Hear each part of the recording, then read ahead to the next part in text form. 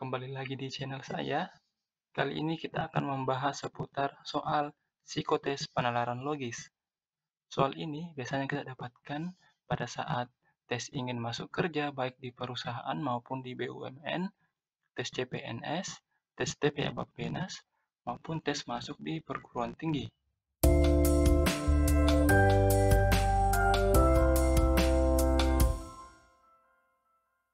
Sebelum kita membahas soalnya, saya ingin memberikan tips untuk mengerjakan soal ini, karena biasanya ketika kita mendapatkan soal ini atau menemukan soal ini, kita bingung untuk cara menjawabnya, soal ini mau diapakan. Oleh karena itu, kita lihat tips-tips untuk mengerjakan soal ini. Nah, adapun tips untuk mengerjakan soal penalaran logis ini ada 5, ya, sedikitnya 5 yang saya bisa gambarkan. Yang pertama yaitu kita harus pahami, ya, ini kita harus pahami dan analisis pernyataan yang diberikan dari soal.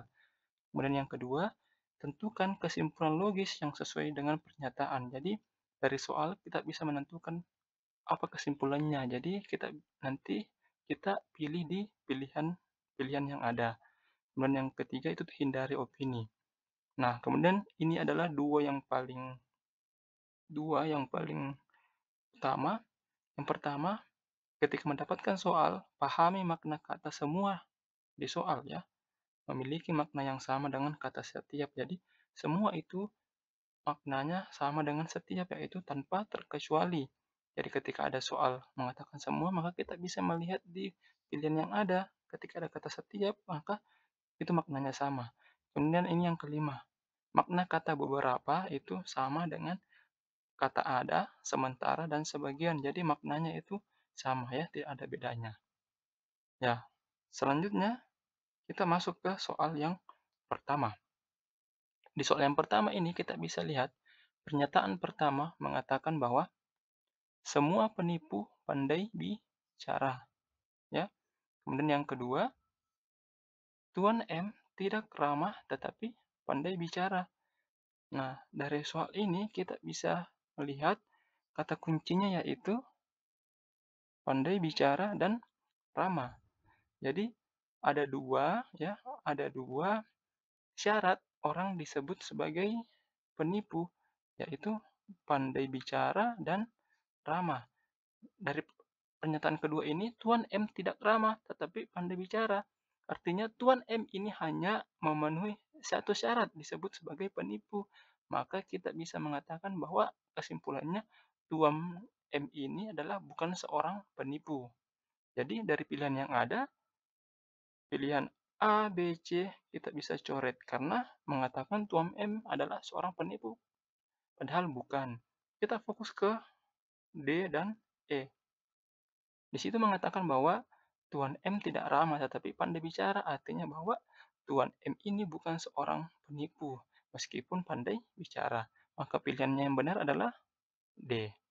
Kemudian soal yang kedua, korban yang memiliki tabungan kurang dari 3 juta rupiah mendapatkan bantuan dan hadiah. Pernyataan kedua, Yusuf menerima bantuan tetapi tidak menerima hadiah. Nah, sama dengan soal yang pertama tadi. Ya, ada dua, kita bisa lihat, yaitu bantuan dan hadiah.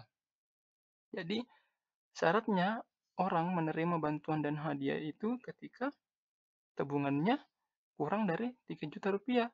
Nah, pernyataan kedua mengatakan Yusuf ini menerima bantuan tetapi dia tidak menerima hadiah. Maka bisa kita katakan bahwa Yusuf ini adalah korban, tapi tabungannya itu lebih dari 3 juta karena syaratnya untuk mendapatkan bantuan dan hadiah itu kurang dari 3 juta rupiah tabungan, tetapi Yusuf ini hanya menerima salah satunya. Maka bisa kita katakan Yusuf ini tabungannya lebih dari 3 juta. Maka dari pilihannya itu, pilihan yang benar adalah A, ya. Yusuf adalah korban yang tabungannya lebih dari 3 juta rupiah. Kemudian soal yang ketiga, kita bisa lihat pernyataan pertama. Di sebuah keluarga, ayah selalu bepergian dengan ibu. Pernyataan kedua, ibu selalu bepergian disertai adik. Jadi ada kesinambungan, ya. Ayah ini selalu berpergian dengan ibu, ya, selalu berpasangan. kalau berpasangan. Namun di sisi lain, ini ibu ketika berpergian dia selalu disertai dengan adik, ya. Maka kita bisa lihat hubungan antara ayah, ya kesimpulannya itu kita bisa lihat hubungan antara ayah dengan adik, ya. Kita bisa lihat hubungannya. Jadi kesimpulan yang diambil kita di sini. Jadi kesimpulannya kita bisa lihat bahwa jika kalimat ayah selalu bepergian dengan ibu, ibu selalu bepergian disertai adik, jadi kita bisa mengatakan bahwa jika ayah bepergian, maka adik juga pasti ikut. Kata lainnya, maka jika ayah juga tidak pergi, maka adik juga tidak pergi. Maka jawabannya yang kita lihat yaitu kita pilih pilihan C. Jika adik tidak bepergian, maka ayah tidak berpergian juga. Ya, artinya bahwa jika ayah pergi, adik juga pergi. Jika ayah tidak pergi, maka adik juga tidak pergi. Maka jawabannya adalah C. Kemudian yang keempat, semua siswa pandai berbahasa Inggris. Nah, ini pernyataan yang pertama. Pernyataan kedua, siswa yang pandai berbahasa Inggris gemar berdiskusi. Pernyataan ketiga, siswa yang gemar berdiskusi tidak pandai berdebat. Nah, ini biasanya orang susah untuk menjawab karena terdapat 3 pernyataan. Kita lihat di sini ya, bahasa Inggris, berdiskusi. Di sini ada berdiskusi juga, tidak pandai berdebat. Nah, siswa yang pandai berbahasa Inggris, kita fokus di situ ya. Siswa yang pandai berbahasa Inggris itu gemar berdiskusi. Dan siswa yang gemar berdiskusi tidak pandai berdebat. Nah, di pernyataan pertama ada semua siswa pandai berbahasa Inggris. Maka kita bisa fokus di si kalimat jika siswa yang pandai berbahasa Inggris gemar berdiskusi, siswa yang gemar berdiskusi tidak pandai berdebat.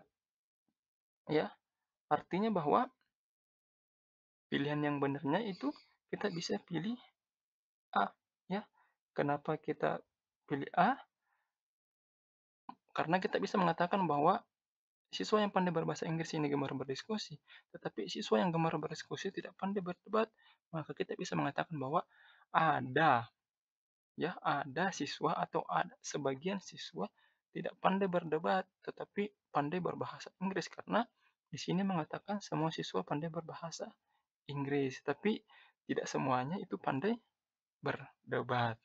Jadi seperti itulah cara menjawab soal mengenai psikotes penalaran logis.